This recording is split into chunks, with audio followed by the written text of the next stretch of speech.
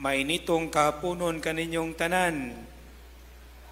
Mga igsoon karong adlaw atong gisaulog ang kapistahan sa pagduaw ni Santa Maria Birhen ngadto sing igagaw nga si Santa Elizabeth. Mga igsoon, atong nakita unsa kadako ang kalipay nga gibati ni Santa Isabel sa dihang iyang nagdungog ang pangumusta ni Maria.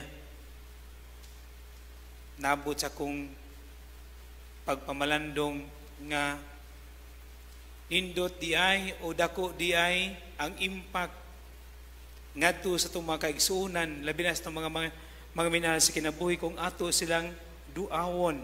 No? Ilabi na sa mga masakiton, ilabi na